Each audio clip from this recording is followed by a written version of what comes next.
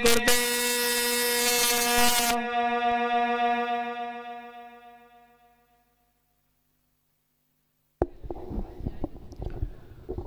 जय गुरुदेव। आप सभी सम्मानित प्रेमी भाई बहन जो आज सत्संग की इच्छा लेकर के इस प्रांगण में आए हुए हैं और अभी तक मंच के सामने अपना स्थान नहीं ग्रहण किए हैं, आपसे हाथ जोड़ करके विनम्र प्रार्थना है कि मंच के सामने आकर के यथोचित सम्मान के साथ बैठ जाइए। एक प्रार्थना पहले से आपके पास निवेदन की जा चुकी है। मंच के सामने से जो पंडाल के खंभों की लाइन गई है, इसके बाईं तरफ यानी आपकी तरफ से दाहिना हिस्सा होगा, ये बहनों माताओं के बैठने के लिए निर्धारित है। और इसके दाहिनी तरफ यानी आपकी तरफ से देखा जाए तो बायां भाग होगा, ये भाई लोगों के बैठने का स्थान है। कृपा करके आप अपनी अपनी तरफ बैठ जाइए। आप लोगों के व्यवस्थित और मर्यादित रूप से बैठने की प्रतीक्षा में प्रार्थना की कुछ पंक्तियां सुनाई जा रही हैं। आप इनको सुनिए, संभव हो तो दोहराइएगा, नहीं चिंतन मनन जरूर करिएगा। इस असार संसार की वास्तविकता क्या है, हम किस काम के लिए यहाँ भेजे गए और किन कामों में उलझ गए। आए थे हरि भजन को, ओटन लगे कपास। जिंदगी का असली लक्ष्य भूलकर इस संसार के जड़ पदार्थों को इकट्ठा करने की होड़ लगा दी, जबकि सच्चाई ये है और यही इस दुनिया का दस्तूर है, यहाँ से कोई सुई की नोक बराबर चीज ले करके नहीं गया। सारी जिंदगी मेहनत करके जो धन संपत्ति विद्या भाषा हुनर मान प्रतिष्ठा इकट्ठा करोगे, मौत के बाद चिता की लकड़ियों पर जला करके राख कर दिया जाएगा। यहाँ से सब खाली हाथ जाते हैं, हमको आपको भी खाली हाथ जाना है।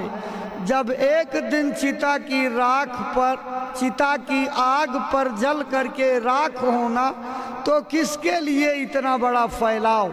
महात्मा इसी बात को समझा करके भगवान के भजन करके जीवन को सफल बनाने का संदेश लेकर के आते हैं। हमारी सांसों का तार, अपनों का प्यार, मिला हुआ छोटा बड़ा अधिकार कितने दिन तक कायम रहेगा, हमारा साथ देगा। इसी हकीकत को याद कराती ये चेतावनी की लाइनें आपको सुनाई जा रही हैं। आप सुनिए, दोहराइए, चिंतन मनन कीजिए। जय गुरुदेव। जय गुरुदेव। मानो तेरे जीवन का आधार रहेगा कितने दिल। मानो तेरे जीवन का आधार रहेगा कितने दिन। इस तन में तड़पते श्वासों का यह तार रहेगा कितने दिन। इस तन में तड़पती श्वासों का यह तार रहेगा कितने दिन। धन माल कमाया भी तूने, संसार बसाया भी तूने।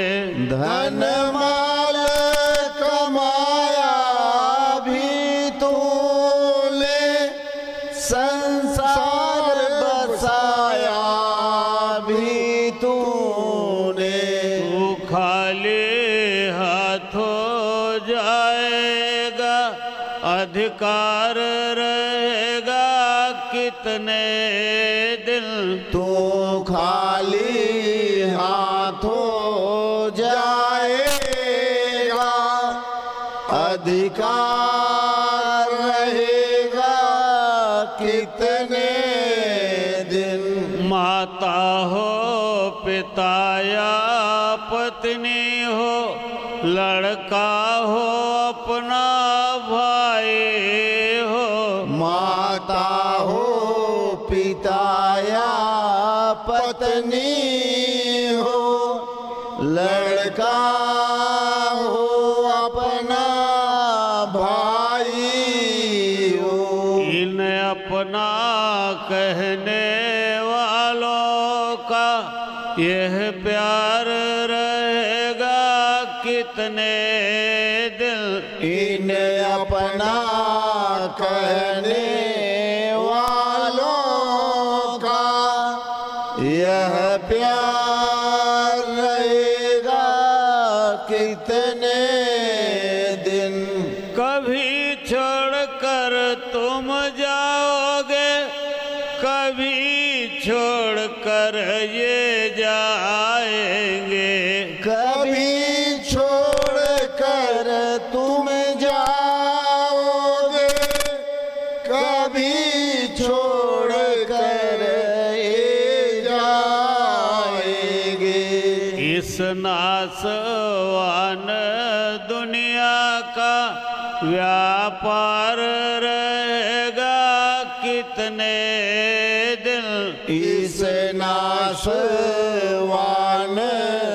दुनिया का व्यापार रहेगा कितने दिन। क्यों ऐठ ऐठ कर चलता तू, किस मद में फूला फिरता तू।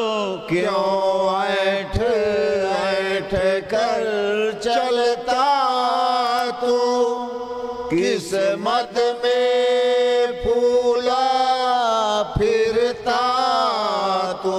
ये नशा चढ़ा है जो तुझ पर, ऐ यार रहेगा कितने दिन। ये नशा चढ़ा है जो तुझ पर, ऐ यार रहेगा कितने दिन। इससे तो खोज गुरु की कर, अब वही तुझे बतलाएंगे। इससे तो खोज गुरु की कर, अब वही तुझे बतलाएंगे। इस पार रहेगा कितने दिन, उस पार रहेगा कितने दिन। इस पार रहेगा कितने दिन, उस पार रहेगा कितने दिन। मानो तेरे जीवन का आधार रहेगा कितने दिन। मानो तेरे जीवन का आधार रहेगा कितने दिन। इस तन में तड़पते श्वासों का यह तार रहेगा कितने दिन, इस तन में तड़पती सांसों का यह तार रहेगा कितने दिन। जय गुरुदेव।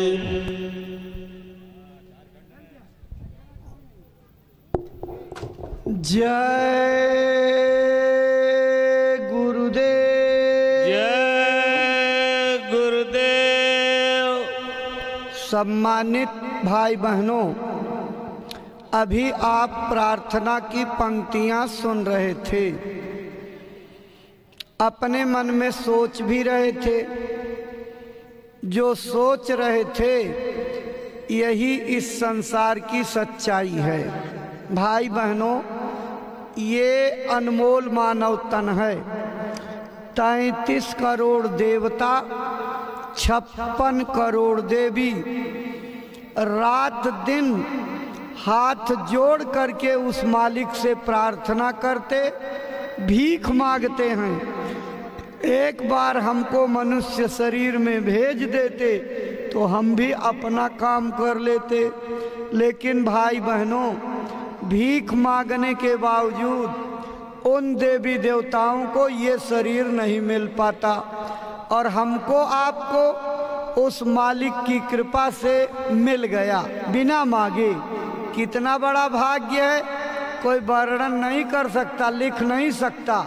महात्माओं ने कलम तोड़ दी कि बड़े भाग मानुष तन पावा, सुर दुर्लभ सद ग्रंथन गावा। भाई बहनों, ये देवताओं को दुर्लभ मानव शरीर आपको बड़े भाग्य से मिला। किस काम के लिए मिला?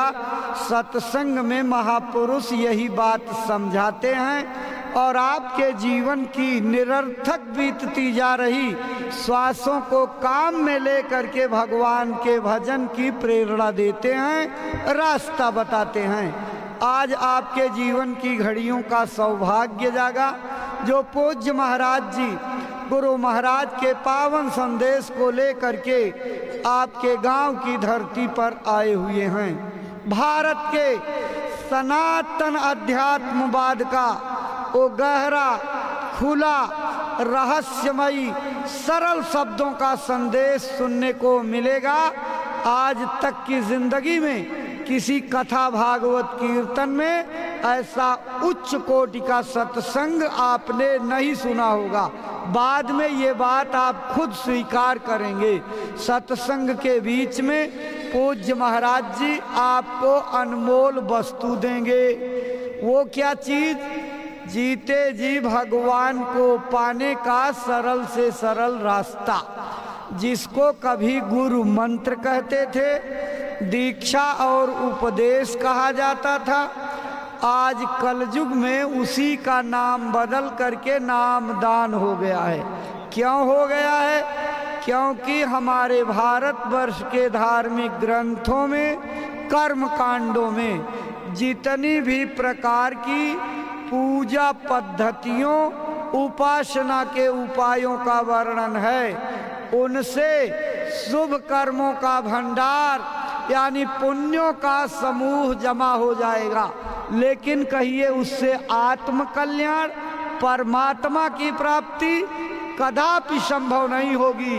आपकी आस्था को किसी प्रकार से चोट पहुंचाना मेरा कोई मकसद नहीं। हम आपकी श्रद्धा का सम्मान करते हैं, लेकिन जिस रामचरितमानस को आप पढ़ते हो, इज्जत से घर में रखते हो, प्रणाम करते हो, उसी रामचरितमानस की ये पंक्ति है, कलयुग केवल नाम आधारा, सुमिर सुमिर नर उतरहि पारा। इस कलयुग में कोई जीव भाव सागर से पार जाना चाहे तो वो सिर्फ और सिर्फ नाम योग साधना से पार जा सकता, दूसरा और कोई उपाय नहीं है। जिस नाम योग साधना से जीव भाव पार जाएगा, आज सत्संग में विस्तार से गुरु महाराज की दया से पूज्य महाराज जी चर्चा करेंगे। रास्ता बताएंगे, माला लेकर के भगवान के भजन का तरीका बताएंगे। आपको साधु नहीं बनना, घर द्वार नहीं छोड़ना, जंगल नहीं जाना, अपने घर का काम जो भी करते हो मेहनत ईमानदारी सच्चाई से, बाल बच्चों की सेवा खिदमत प्यार मोहब्बत से करने के बाद 1 घंटा 2 घंटा पूज्य महाराज जी की बताई तरकीब से भजन कर लोगे तो भाई बहनों आपकी किस्मत जाग जाएगी, तकदीर की लिखी गई रेखाएं बदल जाएंगी। यहीं बैठे बैठे राम भगवान का दर्शन, कृष्ण भगवान का दर्शन, शंकर बजरंग बली का दर्शन, देवी और देवता के दर्शन होने लगेंगे। स्वर्ग वैकुंठ जैसे लोकों में रोज आने और जाने लगोगे। इतनी बड़ी विद्या का खजाना लेकर के पूज्य महाराज जी आए हुए हैं। आज आपको सत्संग में उसका रास्ता बताएंगे। महात्मा बहुत लंबी दूर से घेरा डाल करके मानवता के डूबते हुए जहाज को बचाने का जतन करते हैं। परम पूज्य बाबा जय गुरुदेव जी महाराज ने 116 वर्षों की उम्र तक अथक परिश्रम करके इस देश के करोड़ों करोड़ रत्नाकर जैसे डकैतों को, अंगुलिमाल जैसे बिगड़े हुए इंसानों का हृदय परिवर्तन कर दिया। उनके हाथों से तीर तलवार तमंचे बंदूकें फेंकवा दी, भगवान के भजन की माला पकड़ा दी। ये कोई छोटा मोटा काम है, ये असाधारण यानी एक्स्ट्रा ऑर्डिनरी काम है जो बाबा जय गुरुदेव जी महाराज ने अपने जीवन काल में कर दिखाया। बाबा जय गुरुदेव के उपदेश क्या थे, उनकी शिक्षाएं क्या थी, किस रास्ते पर ले जा करके समूचे भूमंडल के लोगों को सुखी संपन्न निरोगी बनाना चाहते थे, उन्हीं जनहितकारी संदेशों का सारांश यानी निचोड़ प्रस्तुत करती ये चेतावनी। पूज्य महाराज जी का आगमन आप सत्संग मंच पर होने जा रहा है। आप सभी लोग खड़े हो करके पूज्य महाराज जी का स्वागत अभिनंदन वंदन कीजिए। अपने गुरु महाराज के श्री चरणों में श्रद्धा सुमन अर्पित करके दया कृपा संभाल की प्रार्थना करते पूज्य महाराज जी।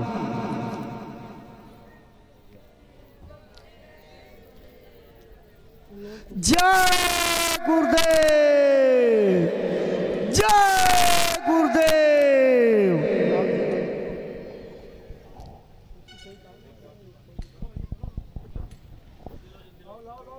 आप सब लोगों को बैठने का इशारा हो गया, अपने स्थान पर बैठ जाइए। आप सबकी श्रद्धा भावनाओं को इकट्ठा करके यहाँ के व्यवस्थापक गण अपने सहयोगियों के साथ पूज्य महाराज जी का स्वागत अभिनंदन वंदन करते हुए और नीचे जय गुरुदेव, जय गुरुदेव। प्रेमी भाई बहनों, स्वागत की इसी श्रृंखला के बाद पूज्य महाराज जी अपने गुरु महाराज का पावन संदेश लेकर के आए हुए हैं। आपके पावन चरण कमलों में श्रद्धा से आदर पूर्वक प्रार्थना करते हैं कि गुरु महाराज का जो संदेश मथुरा आश्रम से संकल्प बना करके चले हैं, अपनी अमर वाणी से प्रेमी भाई बहनों को सुनाने समझाने की कृपा करें, ताकि आपकी अमर वाणी से प्रेरणा प्राप्त करके भाई बहन अपने जीवन की अनमोल सांसों का उपयोग करते हुए मानव तन सफल, सार्थक एवं कामयाब बना सकें। परम श्रद्धे पूज्य महाराज जी। आप सभी लोग प्रेम के साथ में मालिक के पावन नाम का उच्चारण करेंगे। बोलो जय गुरुदेव, जय गुरुदेव, जय गुरुदेव, जय गुरुदेव, जय गुरुदेव।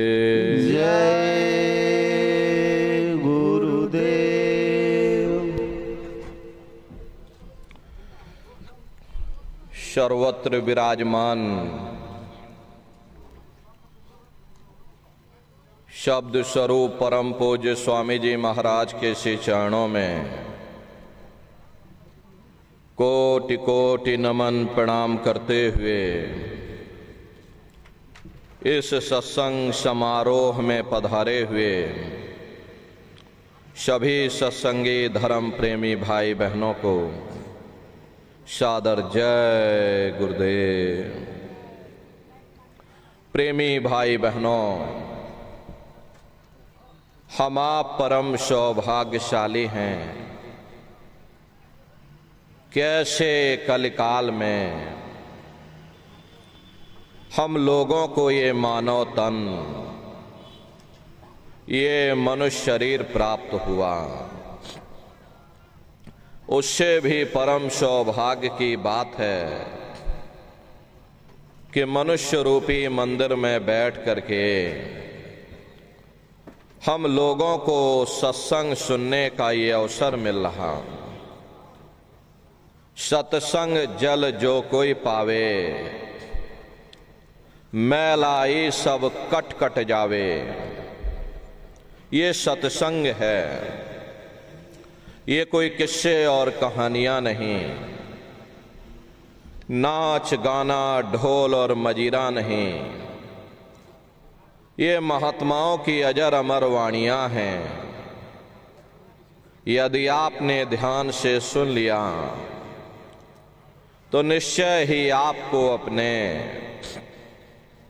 मानव जीवन के उद्देश्यों के बारे में पता चलेगा कि आखिर ये मनुष्य शरीर हमको क्यों मिला है, क्या इसका उद्देश्य है, मरने के बाद हम लोग कहाँ जाएंगे, हमारे रिश्ते नातेदार कहाँ जाएंगे, कैसे हमारी जीवात्मा का कल्याण होगा। इन सभी प्रश्नों की जानकारी आपको सत्संग के माध्यम से प्राप्त होगी। इसलिए प्रेमी भाई बहनों, जो भी वचन वाणी आपको सुनाई जाए, उन वचनों को बड़े ध्यान के साथ आप लोग सुनिएगा और समझने की कोशिश करिएगा। हम भी ये प्रयास करेंगे कि आपको सरल से सरल भाषा में आप सभी को समझाया जा सके। प्रेमी भाई बहनों, यह मनुष्य शरीर हम लोगों को आने पर मकान मालिक जबरदस्ती इस मकान को खाली करवा देगा। उस समय न जमीन जायदाद काम आएगी, ना ये धन और संपत्ति काम आएगी। जीवात्मा को निकाल करके इस शरीर से बाहर कर दिया जाएगा। ये शरीर हमारा आपका यहीं जमीन पर गिर पड़ेगा, क्योंकि जीवात्मा के निकल जाने के बाद में ये शरीर सिर्फ एक माटी का पुतला है, उससे ज्यादा कुछ भी नहीं। आप इस मिट्टी के पुतले को ले जाकर शमशान भूमि पर जला करके राख कर दोगे। हमारा आपका नाम, हमारी आपकी जात और बिरादरी, ये पद और प्रतिष्ठा उसी शमशान भूमि पर जल करके राख हो जाएगी। महात्मा प्रेम से जीवों को समझाते हैं कि भाई मिली नरदेह यह तुमको, बनाओ काज कुछ अपना और पचो मत आए इस जग में, जानियो रैन का सुपना। प्रेमी भाई बहनों, जैसे रात में हम लोग स्वप्न देखते हैं, हालांकि उस समय पर हमें स्वप्न सच मालूम पड़ता है, असली प्रतीत मालूम होता है। लेकिन जब हम लोग सुबह उठते हैं, जब हमारी आंखें खुलती हैं, तब हमें होश आता, नहीं भाई हम तो स्वप्न देख रहे थे। ये सब भ्रम है। ठीक उसी प्रकार से ये दुनिया भी 10-20-100 साल का स्वप्न है। अब आप कहोगे हम जाग रहे हैं, परंतु प्रेमी भाई बहनों, ऐसा हरगिज नहीं है। जिस दिन मौत का वक्त आएगा, हम लोग रोएंगे, हाय हाय करके चिल्लाएंगे कि हाय हमने सारी जिंदगी यूं ही स्वप्न में गुजार दी। जागने का समय तो अभी आया था, जो कुछ करना था अभी करना था। लेकिन प्रेमी भाई बहनों, अब पछताए होत क्या जब चिड़िया चुग गई खेत। महात्मा प्रेम से जीवों को समझाते हैं कि भाई देह और ग्रेह सब झूठा, भरम में काहे को खपना। ये घर बार हमारा अपना नहीं, ये पराया देश है, ये सराय खाना है, ये मुसाफिर खाना है। ये शरीर भी तुम्हारा अपना नहीं है, ये भी काल का पिंजरा है, किराए का मकान है, पराया मकान है। किसी को 40-50 साल के लिए मिला तो किसी को 80-90-100 साल के लिए मिल गया। जितने जितने श्वास उस मालिक ने बख्शे हैं, उसे भुगतने के बाद में हमें शरीर को यहीं छोड़ जाना। श्वास दुधारा नित ही जारी, एक दिन खाली चाम। प्रेमी भाई बहनों, एक तालाब पानी से चाहे कितना भी क्यों ना भरा हो, आप एक छोटी सी नाली काटकर खोल दीजिए, तालाब में छोटा सा छेद कर दीजिए, तो सारा पानी ही तालाब से बाहर निकल जाएगा। ठीक उसी प्रकार से हमारा ये शरीर भी श्वासों का भंडार है। भी घोर पीड़ा होती है, जनमत मरत दुसह दुख होई। सहजोबाई ने बयान किया है कि सहजो मौत आईया, अंग अंग दिया तोड़, और हिया जरे छाती फटे, उठे पीर घन घोर।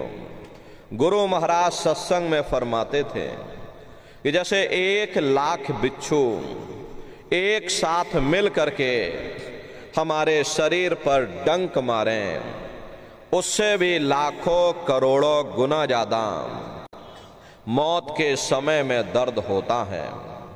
जब मृत्यु आती है तो किस तरह से प्राण निकलते हैं, प्राणों के निकलने की क्या प्रक्रिया होती है, पहले उसे आप अच्छी तरह से समझ लीजिए।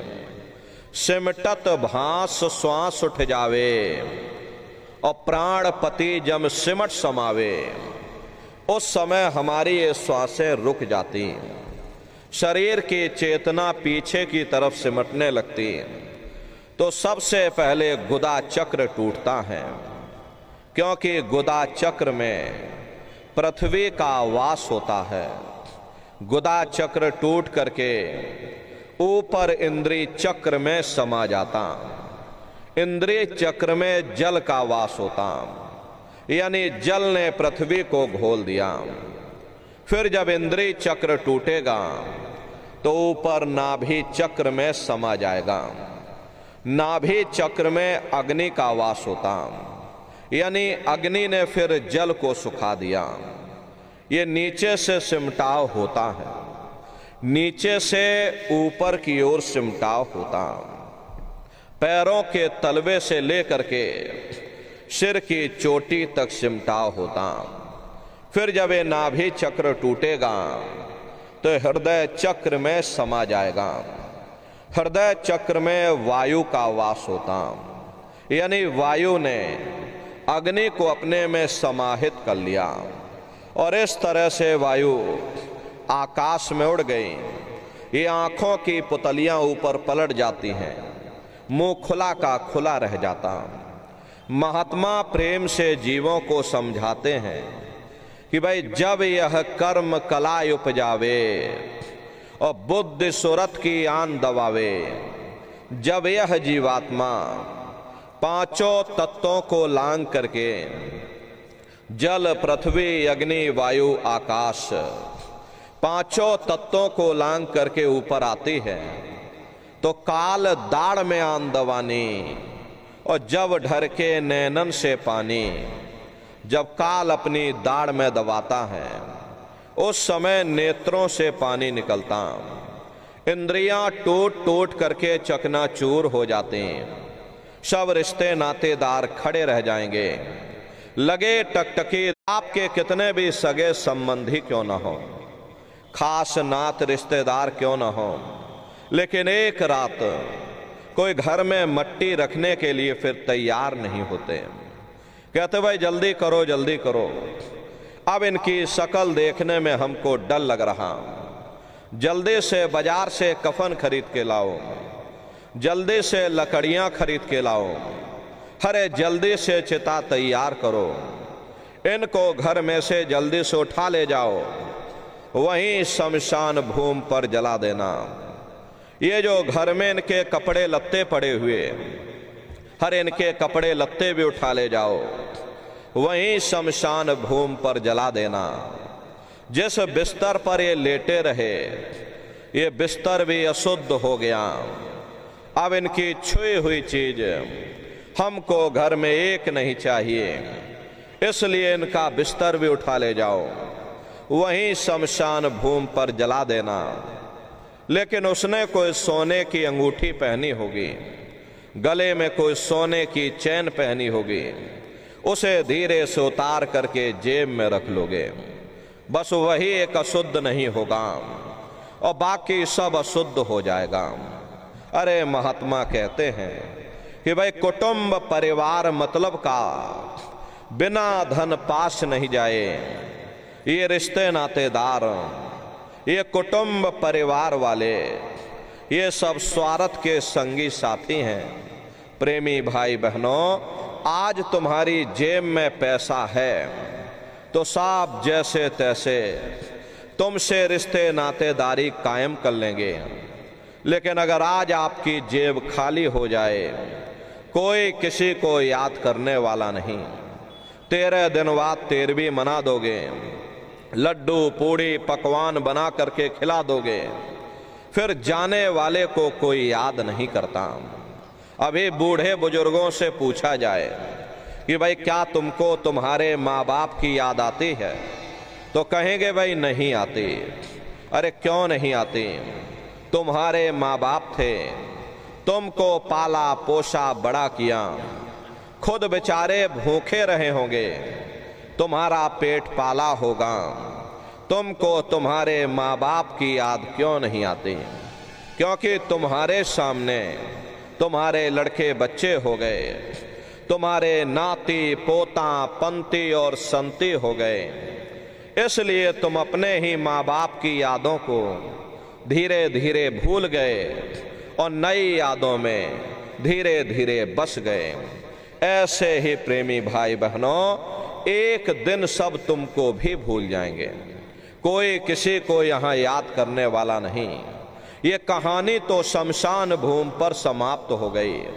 हाड़ जले जैसे लाकड़ी और केस जले जैसे घास और कंचन जैसी काया ढह गई, कोई ना आवे पास। ये कहानी हमारी आपकी शमशान भूमि पर समाप्त हो गई। ये शरीर जल करके मिट्टी में मिल गया। प्रेमी भाई बहनों, लेकिन उधर क्या होता है? प्रेमी भाई बहनों, जीवात्मा को निकाल करके इस शरीर से बाहर कर दिया जाता, और इसी जीवात्मा को यमदूत आते हैं, जीवात्मा को पकड़ करके हमको मनुष्य शरीर दे दो, हम मनुष्य शरीर के पास रहता, ये तुम्हारा अपना नहीं, ये मैंने तुमको कुछ समय के लिए किराए ले जाओ, इनको फलाने नरक में डाल दो। अरे महात्मा कभी झूठ नहीं बोलते। महात्माओं ने जब साधना किया और साधना करके जब ऊपर गए और ऊपर जा कर वहां कोई तुम्हारी पुकार सुनने वाला नहीं, कोई तुम्हारी दर्द भरी आवाज को सुनने वाला नहीं। ये दुर्दशा क्यों हो गई? क्योंकि हम लोग मनमुखी हो गए, मन के कहे पर चलने लग गए और मन के कहे पर चल करके बुरे खोटे पाप कर्म करने लग गए। कर्मों का ये जखीरा अंबार के अंबार हमने अपने सिर पर लाद लिए, आज उन्हीं कर्मों का हम आप भोग पा रहे। अरे महात्मा कहते हैं कि नर के अनेक और हैं, कहाँ लग कहूँ बखान, दुख भोगते यह जीव जो जाने जो भोग समान। कहते वह एक नरक नहीं, ऐसे वहां पर अनेकों अनेक नरक बने हुए। गरुड़ पुराण में 36 प्रकार के नरकों का वर्णन किया गया। कुंभी नरक निदान यह है, पड़े जीव जग जाए, सिर समेत डूबा रहे और सदा नरक के माही। कुंभी कहते हैं घड़े के आकार का बड़ा विशाल नरक बना हुआ, दुनिया भर का मवाद उसमें भरा, बड़े भारी बदबू उसमें से आती, जीवों को ले जाकर उसी में डाल दिया जाता। जब ही नरक सिर ऊपर काढ़े और तब ऊपर जूती जब मारे, जैसे ही ये जीव श्वास लेने के लिए अपने सिर को ऊपर निकालता, ऊपर यमदूत खड़े रहते, नोकदार भालों से प्रहार कर देते। जीव फिर उसी में डूब जाता है, युगों युगों तक डूबा रहता। कुंभी नरक कल्प लो वासा, मुख में नरक नाक में श्वासा। कल्प लो वासा यानी 1000 चौकड़ी युग का एक कल्प होता है, और कल्प लो वासा यानी युगों युगों तक ये जीव नरकों की यातनाओं को भोगता रहता। और नरकों की यातनाएं भोगने के बाद में इन्हीं जीवों को सीधे मनुष्य शरीर नहीं दिया जाता, बल्कि इसे 4 खान 84 लाख योनियों में डाल दिया जाता। जैसे बच्चा होता है, बच्चा पहले कक्षा 1 पास करेगा, फिर कक्षा 2 में जाएगा। ऐसे ही प्रेमी भाई बहनों वहां पर भी पूरा चैनल बना हुआ। नरकों की यातनाएं भोगने के बाद में फिर हम जीवों को 4 खान 84 लाख योनियों में डाल दिया जाता। प्रेमी भाई बहनों, ये 4 खान 84 लाख योनियां ये कोई मामूली योनियां नहीं होती। 4 खान का मतलब होता है अंडज पिंडज उपमज स्थावर, ये 4 खाने होती हैं। पहली श्रेणी पेड़ पौधों की आती है जिनके अंदर पानी का तत्व मौजूद होता।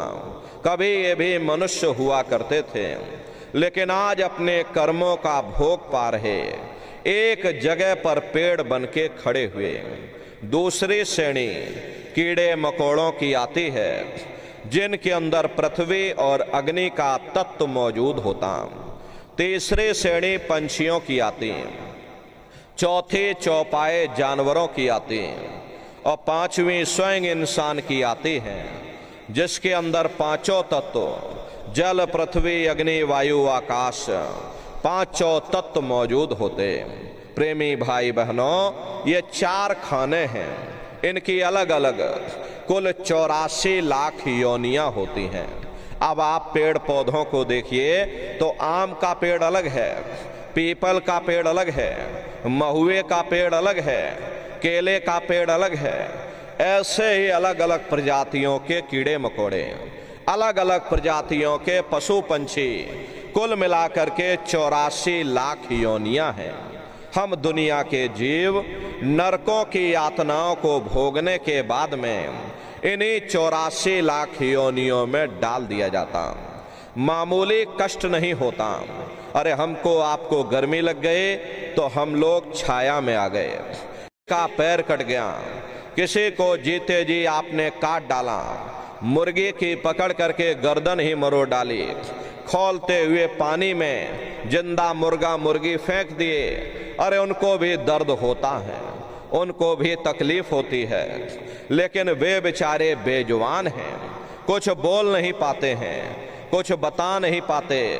हम लोगों के अंदर ये जुबान है, हम लोग बोल बता देते हैं, वे सिर्फ रोते और चिल्लाते रहते हैं। अरे कौन उनकी पुकार सुनने वाला? प्रेमी भाई बहनों, कोई सुनने वाला नहीं। मादा बिच्छू होती है। मादा बिच्छू की मौत कैसे होती? मादा बिच्छू जब अपने बच्चों को जन्म देती है तो उसी के बच्चे अपनी भूख को मिटाने के लिए अपनी माँ की पीठ पर चढ़ जाते हैं और उसी के मांस को नोच नोच करके खाते हैं। वो तड़पती रहती है, कराहती रहती है, लेकिन जब तक हड्डी हड्डी न बच जाए उसके बच्चे अपनी माँ की पीठ से नीचे नहीं उतरते। ऐसे न जाने कितने जीव जंतु इस संसार में भरे पड़े हुए दुख और कष्टों को सह रहे। अरे कई जन्म भय कीट पतंगा, कई जन्म भय मीन कुरंगा, कई जन्म पंखी सर्प होयो, कई जन्म हैवर वृक्ष जोयो, मिल जगदीश मिलन की वरिया और चिरंकार यह देश सजरिया। करोड़ों करोड़ युगों से हम आप नरकों की यातनाओं को भोगने के बाद में फिर कभी कीड़े पतंगों की योनि में, कभी पेड़ पौधों की योनि में, तो कभी पशु और पंछियों की योनि में डाल दिए जाते हैं। प्रेमी भाई बहनों, 84 लाख योनियों की सबसे जो आखिरी योनि होती है वो गाय और बैल की योनि होती है। गाय स्त्री का रूप लेती है और बैल पुरुष का रूप लेते हैं। ये 84 लाख योनियों की सबसे आखिरी योनि यानी कि अंतिम पायदान होता है। उसके बाद तब जा करके हम लोगों को दोबारा फिर से मनुष्य शरीर प्राप्त होता। इसीलिए कहा गया है कि बड़े भाग्य मानुष तन पाया, कोट जन्म जब भटका खाया, कोटान कोट जन्म जन्मांतरों तक मिलती है। अगर उनको मुक्ति चाहिए तो उनको भी मनुष्य शरीर में आना पड़ेगा। इसीलिए प्रेमी भाई बहनों, महात्माओं ने कहा भाई देवी देवता भी बड़े भाग्य मानुष तन पाया, सुर दुर्लभ सदग्रंथ ही गाया। बड़े सौभाग्य से तुम लोगों को ये मनुष्य शरीर मिला। बड़े से बड़े देवी देवता इस शरीर को पाने के लिए तरसते हैं, क्योंकि उन नरकों से, इन 84 से निकलने का केवल एक ही दरवाजा है, वह केवल मनुष्य का शरीर है।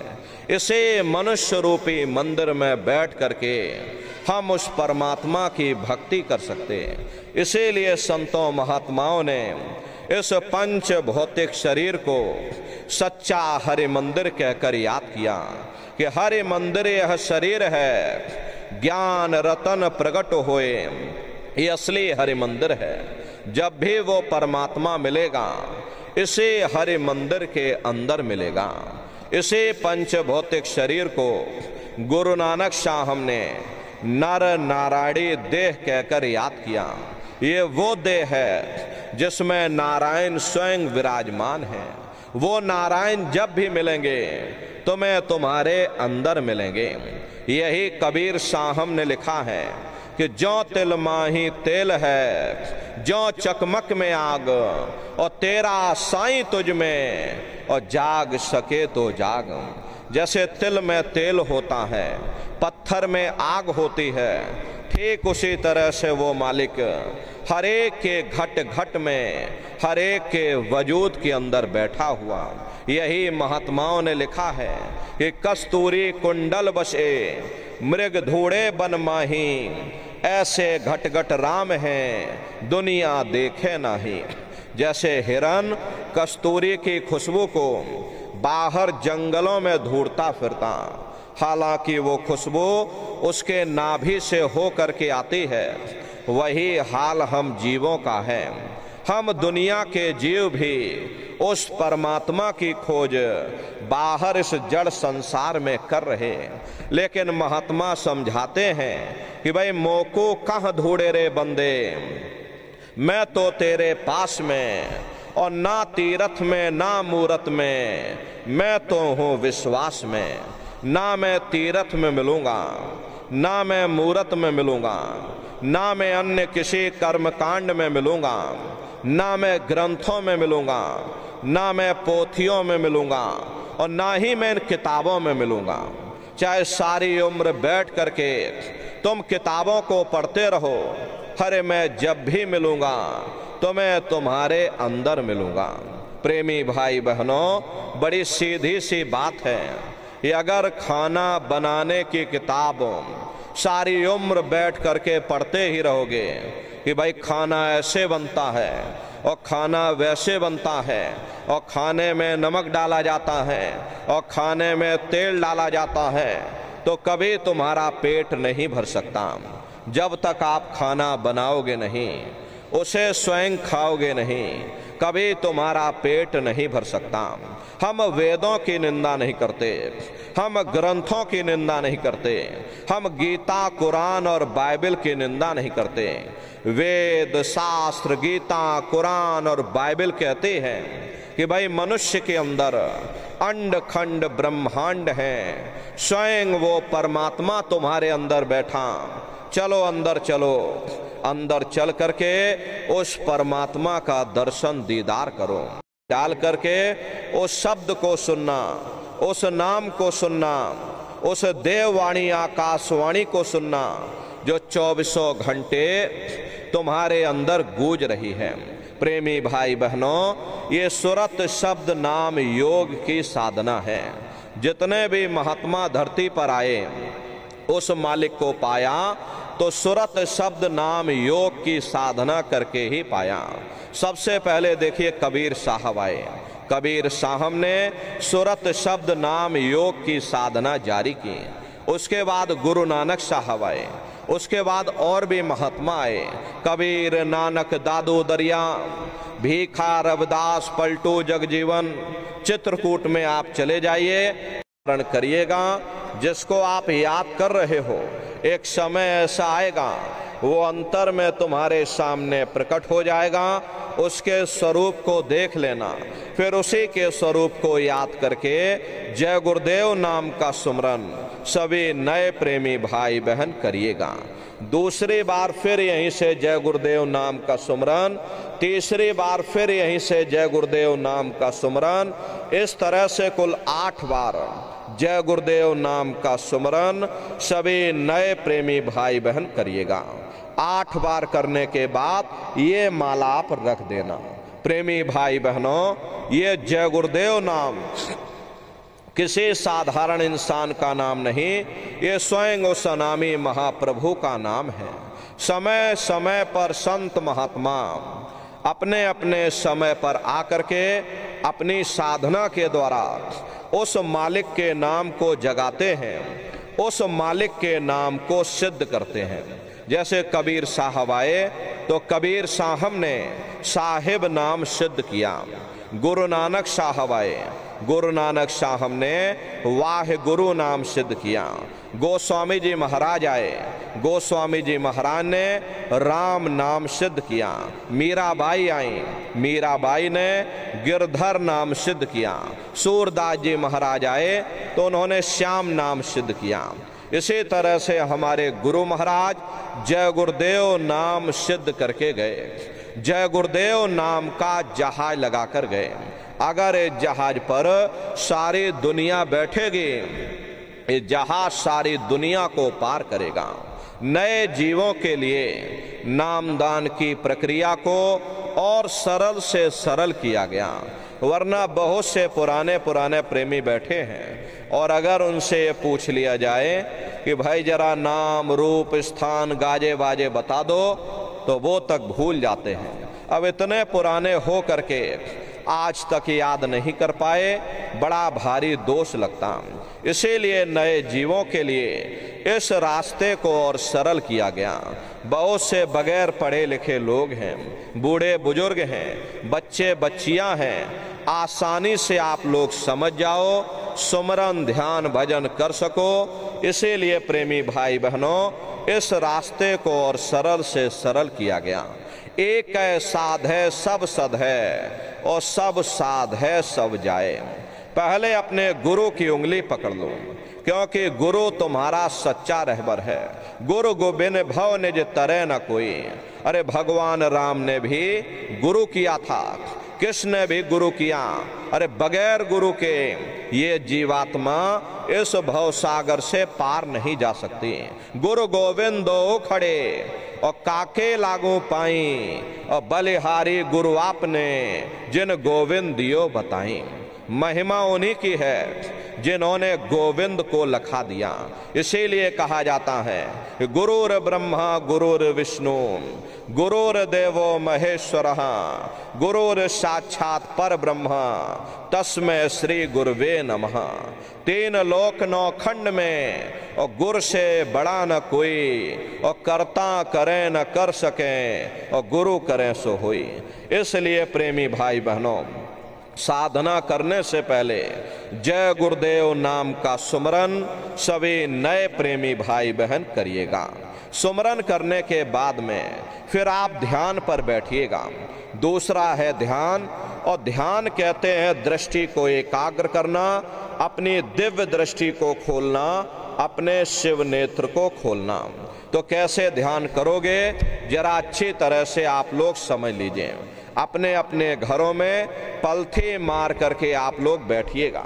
शरीर को टाइट मत करिएगा। बहुत से प्रेमी क्या करते हैं कि ध्यान के समय अपने शरीर को बिल्कुल टाइट कर देते हैं। यदि आप अपने शरीर को टाइट कर दोगे, ये शरीर आपका थक जाएगा और फिर शरीर ढीला पड़ जाएगा। इसलिए पहले से ही अपने शरीर को बिल्कुल ढीला छोड़ देना। जितना आराम से आप बैठोगे उतना आपके लिए अच्छा रहेगा। तो ढीले बदन से आराम से बैठिएगा। आँखों को धीरे से बंद कर लेना। दोनों आँखों के मध्य भाग में दूर सामने देखिएगा, सामने आपको अंधेरा दिखाई पड़ेगा। बस उसी अंधेरे में एक जगह पर आप अपनी दृष्टि को एकाग्र करिएगा। होशियारी यही रहे ये आँखों की पुतलियाँ हिलने ना पाएं। शुरुआती समय में ये आँखों की पुतलियाँ ये अंदर अंदर हिलेंगी, लेकिन जब आप अभ्यास करते रहोगे, करत करत अभ्यास ते और जड़मत होत सुजान, जब अभ्यास करते रहोगे तो ये आँखों की पुतलियाँ हिलना बंद हो जाएंगी। तो दूर सामने अंधेरे में एक जगह पर अपनी दृष्टि को एकाग्र करिएगा, या उस अंधेरे को ही आप देखते रहना। दृष्टि अपने आप अंधेरे में एकाग्र हो जाएगी। उस समय किसी के बारे में सोचना नहीं, किसी के बारे में विचार मत करिएगा। ये विचार करने की आदत हमारे अंदर पहले से पड़ी हुई है। हम किसी भी व्यक्ति को देखते हैं तो देखने से पहले ही हम उसके बारे में विचार करने लग जाते हैं। ये जो विचार हैं यही ध्यान में बाधक बन जाते हैं। कोशिश ये करना जब आप ध्यान पर बैठो मन में कोई विचार ना आने पाए। ये विचार करने की जो आदत है ये हमारे अंदर पड़ी हुई है। प्रेमी भाई बहनों, रात को सोते समय भी हम लोग स्वप्न के रूप में कुछ न कुछ विचार करते ही रहते हैं। ये मन भागता ही रहता, या तो हम भविष्य के बारे में सोचेंगे, या प्रेमी भाई बहनों अपने बीते हुए कल के बारे में सोचेंगे। लेकिन प्रेमी भाई बहनों, हमको ना भविष्य सोचना है, ना बीता हुआ कल सोचना, हमको वर्तमान में जीना है। वर्तमान में जीने का नाम ही ध्यान है। तो प्रेमी भाई बहनों, कैसे ध्यान करोगे जरा अच्छी तरह से समझ लो। ये आँखों को बंद कर लेना। दोनों आँखों के मध्य भाग में दूर सामने देखिएगा तो सामने आपको अंधेरा दिखाई पड़ेगा। बस उसी अंधेरे में एक जगह पर अपनी दृष्टि को एकाग्र करो। किसी के बारे में सोचो नहीं, किसी के बारे में विचार मत करो। शरीर को बिल्कुल हिलाना डुलाना नहीं, सुन्न हो करके बस सामने अंधेरे को देखते रहो। प्रेमी भाई बहनों, जितनी गहराई से देखोगे उतने ही विचार आपके शून्य होते चले जाएंगे। भूल जाओ कि हमारा कोई शरीर भी है। अपना सब कुछ भूल करके बस उस अंधेरे को देखते रहो। देखते देखते देखते देखते आपकी दृष्टि अंधेरे में एकाग्र हो जाएगी। और जैसे ही आपकी दृष्टि सामने अंधेरे में एकाग्र होगी तो सुई की नोक के बराबर काले में भी काला बिंदु, बड़ा चमकीला बिंदु होगा, तारे की तरह चम चम चम चम चमकेगा, वो सामने आपको दिखाई पड़ जाएगा। और जब वो चमकदार बिंदु सामने दिखाई पड़ जाए तब आप अपनी दृष्टि को उस बिंदु पर एकाग्र कर देना। जब आप अपनी दृष्टि बिंदु पर एकाग्र कर दोगे तो बिंदु के चारों तरफ से बड़ा भारी प्रकाश निकलेगा, चक्र की तरह से बहुरंगी प्रकाश होगा। वो प्रकाश धीरे धीरे बड़ा होता चला जाएगा। साधक इतना मोहित हो जाता है कि बिंदु को तो छोड़ देता और दाएं बाएं प्रकाश को देखने में लग जाता। जब आप दाएं बाएं प्रकाश को देखने में लग जाओगे, क्योंकि प्रकाश उस बिंदु से निकल रहा और आपने बिंदु को छोड़ दिया, प्रकाश को देखने में लग गए, तो प्रकाश भी गायब हो जाएगा, वो बिंदु भी गायब हो जाएगा, फिर अंतर में अंधेरा छा जाएगा और फिर आपको उतनी मेहनत करनी पड़ेगी। इसलिए दाएं बाएं बिल्कुल मत देखिएगा। आपका निशाना उस बिंदु पर टिका रहे जिसमें से वो प्रकाश निकल रहा। वही बिंदु दरवाजा है, वही बिंदु खिड़की है। उसी को हरि का द्वार यानी कि हरिद्वार कहा गया। बहुत विशाल वो दरवाजा है। शुरुआती समय में आपको लगेगा कि सुई की नोक के बराबर काले में काला बिंदु चमक रहा, लेकिन प्रेमी भाई बहनों, जितनी गहराई से आप उस बिंदु को देखोगे तब आपको पता चलेगा कि वो दरवाजा बहुत विशाल है। हम धीरे धीरे उसके नज़दीक पहुंचने लग जाएंगे और जैसे जैसे नज़दीक पहुंचेंगे वो विशाल दरवाजा आपको दिखाई पड़ जाएगा। उसी को हरि का द्वार कहा। ये संसार कुछ नहीं है, ऐसे लाखों संसार इकट्ठे करके एक साथ दरवाजे के अंदर डाल दिए जाएं, पता तक नहीं चलेगा। इतना विशाल वो हरि का द्वार तुम्हारे अंदर बना हुआ। प्रेमी भाई बहनों, छोटे से बीज के अंदर इतना विशाल वृक्ष होता है। यदि हम छोटे से बीज को खड़ा कर दें और आपसे कहें इसमें बहुत बड़ा पेड़ है, बड़ी बड़ी लताएं हैं, बड़ी बड़ी टहनियाँ भी इसमें से निकलेंगी, बड़े बड़े फल फूल भी निकलेंगे, तो आप भरोसा नहीं करोगे। लेकिन उसी छोटे से बीज को जब हम मेहनत करेंगे, जमीन के अंदर डाल देंगे और थोड़ा बहुत खाद पानी देंगे, जब मेहनत करोगे तो वो बीज अंकुरित होगा, वही पेड़ बनेगा, उसी में से बड़ी बड़ी लताएं निकलेंगी, उसी में से फल और फूल निकलेगा। इसी तरह प्रेमी भाई बहनों, वो छोटे से छोटा बिंदु आपको दिखाई पड़ेगा।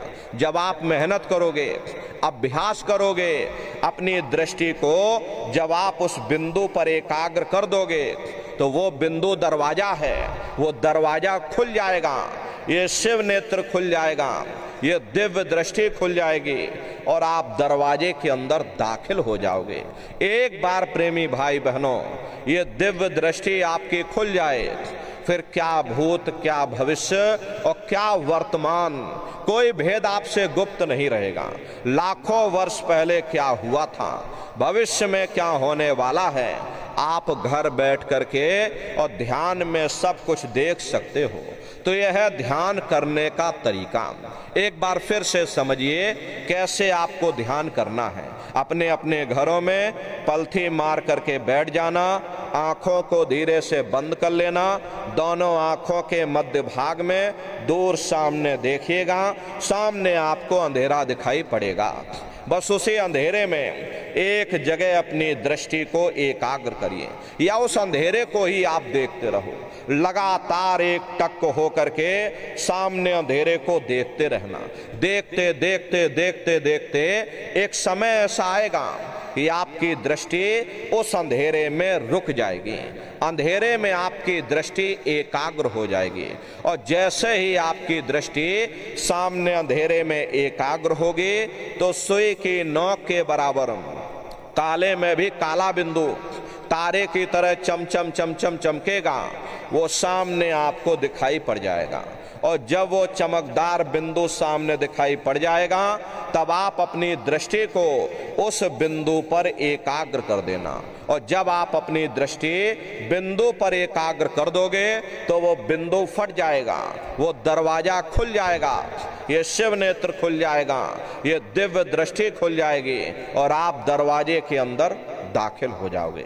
तो प्रेमी भाई बहनों, ये है ध्यान करने। सुनिएगा तो सीटी जैसी आवाज आप सभी को सुनाई पड़ेगी।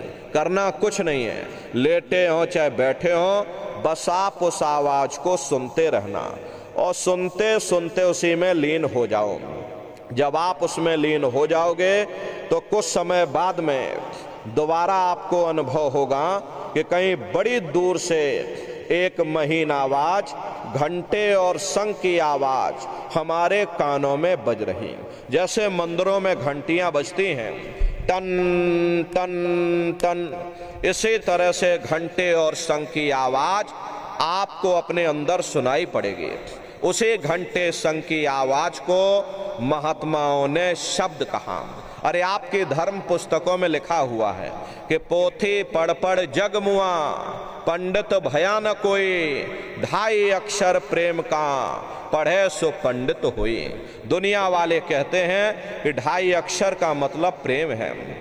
प्रेमी भाई बहनों, ये प्रेम नहीं है, प्रेम में तो मात्रा लगी हुई है। यहाँ पर जिस 2.5 अक्षर का वर्णन उन महात्माओं ने किया है वो है शब्द सा, आदा, बा और दा। उसी शब्द को महात्माओं ने नाम कहा। कलयुग जोग न यज्ञ न ज्ञाना, एक आधार नाम गुण गाना। कलयुग में न योग है, न यज्ञ है, न ये ज्ञान है, तो कलयुग में क्या है? अरे रामचरितमानस में लिखा है कि कलयुग केवल नाम आधारा, सुमेर सुमेर नर उतरहि। रोम रोम में घंटे और शंख की आवाज गूंजने लग जाएगी। बड़े घनघोर आवाज होती है, बड़े मधुर वो आवाज होती है। ये जो दुनिया के गाने आप लोग सुनते हो, उस रूहानी संगीत के सामने ये दुनिया के संगीत कुछ नहीं है। जब आप उस संगीत को सुनोगे इतना भारी आनंद आपके ऊपर छा जाएगा, इतनी खुशी आपको होगी, ऐसा नशा आपके ऊपर चढ़ जाएगा या आप सारी दुनिया को भूल जाओगे, इतना आप उस आवाज में खो जाओगे। हरे प्रेमी भाई बहनों, शंकर भगवान को वही नशा चढ़ा था। शंकर भगवान कोई गांजा भांग नहीं पीते थे। ये तो हमने आपने शंकर भगवान को भी बदनाम कर दिया कि शंकर भगवान गांजा भांग पीते थे तो चलो हम भी गांजा भांग पिएंगे। लेकिन प्रेमी भाई बहनों, शंकर भगवान ने कभी गांजा भांग नहीं पिया। शंकर भगवान जैसे नशे में लीन रहते थे, वो नाम का नशा था, वो ध्यान का नशा था, वो भक्ति का नशा था। जब आप उस आवाज को सुनोगे तो आपको भी वो नशा चढ़ जाएगा, क्योंकि उस आवाज में चुंबक है। जब आप उस आवाज को सुनोगे तो वो आवाज आपको अपनी ओर खींचेगी, और जब खिंचाव होगा तो जीवात्मा का फैला हुआ प्रकाश 9 दरवाजों से सिमटने लगेगा। अब ये 9 दरवाजे कौन कौन से हैं? देखो प्रेमी भाई बहनों, अच्छी तरह समझिएगा, ये बहुत बड़ा विज्ञान है। अरे दुनिया का विज्ञान जब समाप्त हो जाएगा तो ये विज्ञान प्रारंभ होगा। प्रेमी भाई बहनों, ये 9 दरवाजे कौन कौन से? 2 आंख, 2 कान, 2 नाक के सुराख, 1 मुंह और 2 मलमूत्र का रास्ता, ये शरीर के 9 दरवाजे हैं। सबसे पहला दरवाजा गुदा चक्र आता है। गुदा चक्र में गणेश जी वास करते हैं। गणेश जी वहाँ के मालिक हैं। ये 4 दल का कवल है, यहाँ पर पृथ्वी तत्व पाया जाता है। उसके ऊपर इंद्रिय चक्र आता। इंद्रिय चक्र में ब्रह्मा जी वास करते।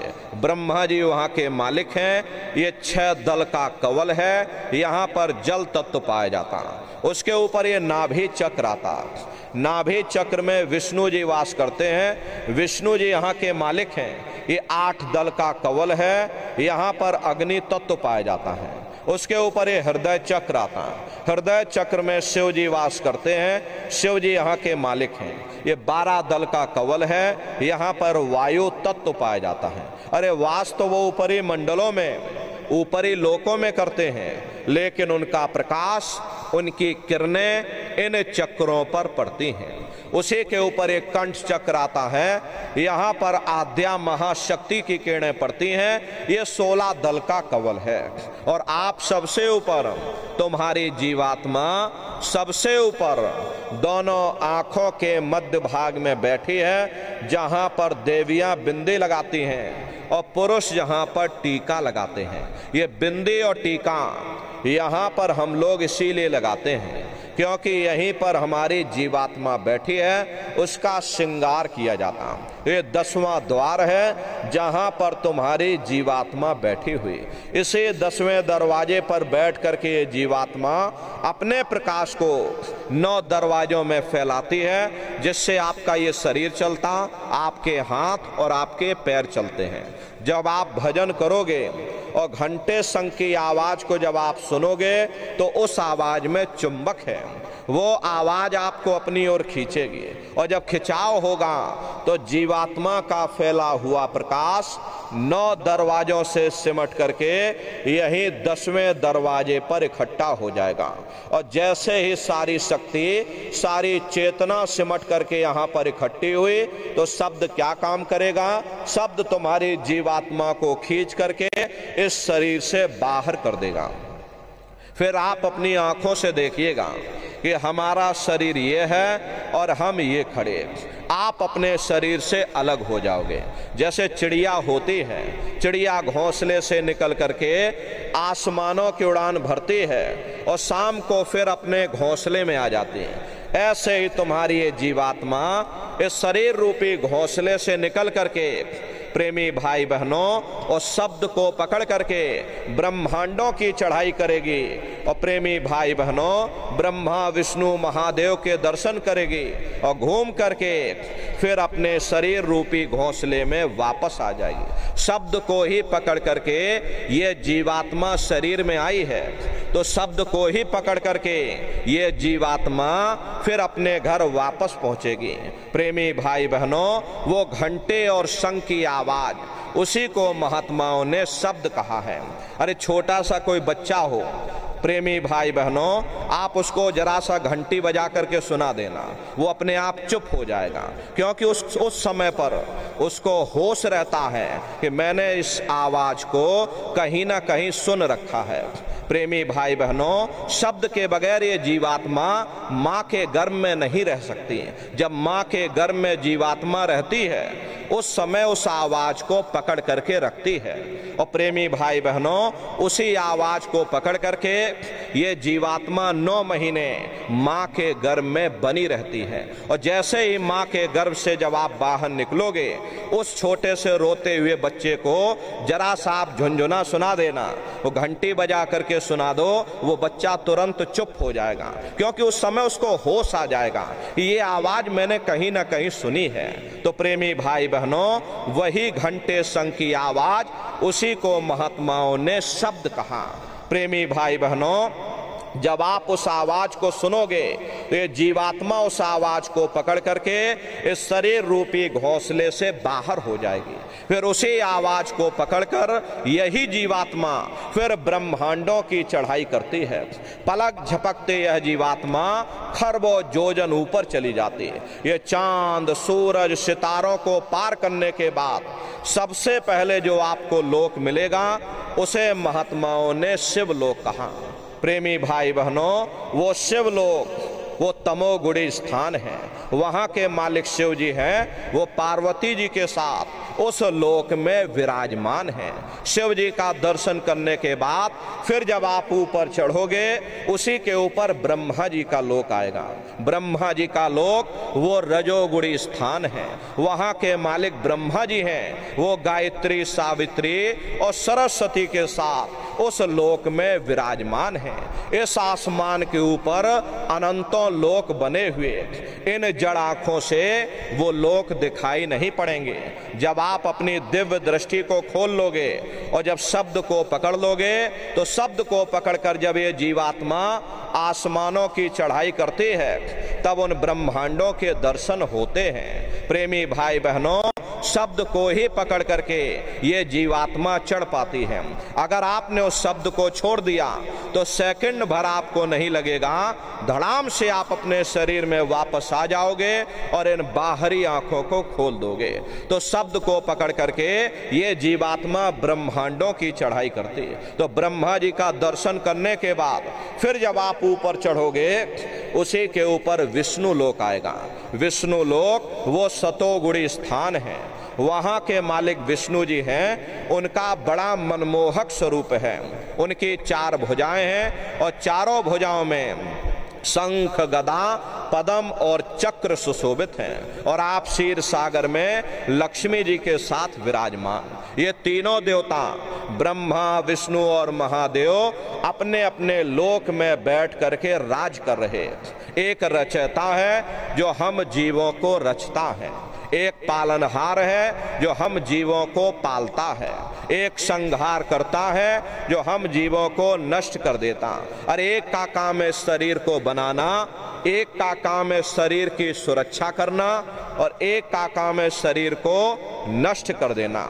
इनकी जो माता है वो आद्या महाशक्ति हैं। ब्रह्मा, विष्णु, महादेव लोक के ऊपर वो आद्या महाशक्ति का लोक आता है। और उसी लोक को पार करने के बाद सबसे पहला देश आपको जो मिलेगा, उसे महात्माओं ने सहस दल कवल कहा। वो सहस दल कवल वो पहला देश, वो राजधानी है। उस देश का जो मालिक है वो निरंजन भगवान है। ये ब्रह्मा, विष्णु, महादेव ये निरंजन भगवान के ही पुत्र हैं। और ये आद्या महाशक्ति ये निरंजन भगवान की अर्धांगिनी हैं। और निरंजन भगवान स्वयं तीनों लोकों के मालिक हैं। उन्हीं को त्रिलोकीनाथ कहा जाता है। हिंदू उन्हीं को परमात्मा कहते हैं, मुसलमान उन्हीं को खुदा कहते हैं, ईसाई उन्हीं को गॉड कहते हैं। अब ये जल एक है। जल को चाहे आप पानी कह लो, चाहे आप वाटर कह लो, या चाहे आप नीर कह लो। इसी तरह प्रेमी भाई बहनों, वो परमात्मा भी एक है। हम लोग लफ्जों के झगड़े में उलझे हुए, घंटे और शंख की आवाज जो हर इंसान के अंदर गूंज रही, वो आवाज उन्हीं के मुखार बिंद से हो रही है। निरंजन भगवान का जो स्वरूप है वो ज्योतिष स्वरूप है। 1000 बाती की अखंड ज्योति वहां पर बराबर जल रही। हम लोग यहाँ मंदिरों में ज्योत जलाते हैं, ये तो हम आप उसकी नकल करते हैं। महात्माओं ने आपको चिन्ह बता दिया कि भाई उनका ऐसा स्वरूप है, तो हम लोग यहाँ पर नकल करने लगे।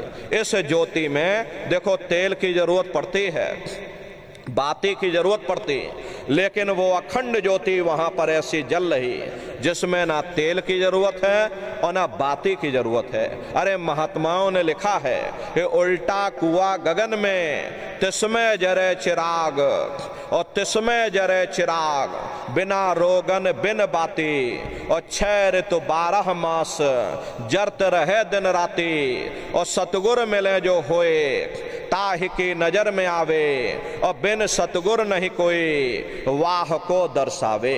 वो अखंड ज्योति ऐसी है जिससे पूरा ब्रह्मांड प्रकाशवान हो रहा। जितनी भी अवतारी शक्तियां आई, भगवान राम आए, राम को वहीं से नीचे उतारा गया। इसीलिए उस देश को अयोध्या नगरी या कौशलपुर देश भी कहा गया। अरे गोस्वामी जी महाराज जब साधना करके वहां पहुंचे, तभी गोस्वामी जी महाराज ने रामचरित्र मानस में लिख दिया।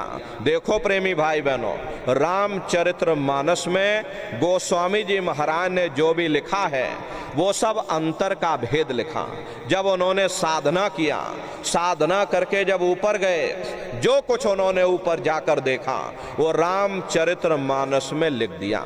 अब हम लोग ऊपर गए नहीं, हम लोगों ने ऊपर का कोई देखा नहीं, इसीलिए हम लोग अर्थों को समझ नहीं पाते हैं और अर्थ का अनर्थ कर देते, बस ढोल मजीरा बजा करके और रामचरित्र मानस की चौपाइयों को गाते रहते हैं। लेकिन प्रेमी भाई बहनों, वो गाने की चीज नहीं है, वो समझने की चीज है। कैसे महात्माओं ने साधना किया और साधना करके ऊपर गए, क्या क्या उन्होंने ऊपर देखा, वो सब रामचरित्र मानस में लिख दिया। देखिए गोस्वामी जी महाराज क्या लिखते हैं कि मोद्यो नैन त्रिशत में भयो पुण्य चितवत कौशलपुर गयो। जब मैंने अपने बाहर की आंख बंद की, मेरी अंतर की आंख खुल गई और मैं क्या देख रहा हूं, मैं कौशलपुर देश में पहुंच गया। मोह विलोक राम मुस्काई, मुझे देख करके भगवान राम प्रसन्न हो गए। उन्होंने मुझे ऊपर जाने का रास्ता दे दिया। मैं ऊपर जा करके क्या देख रहा हूं, उधर माज सुनि अंडज राया, देखें बहु ब्रह्मांड निकाया, अति विचित्र ताह लोक अनेका, रचना अधिक एक ते का।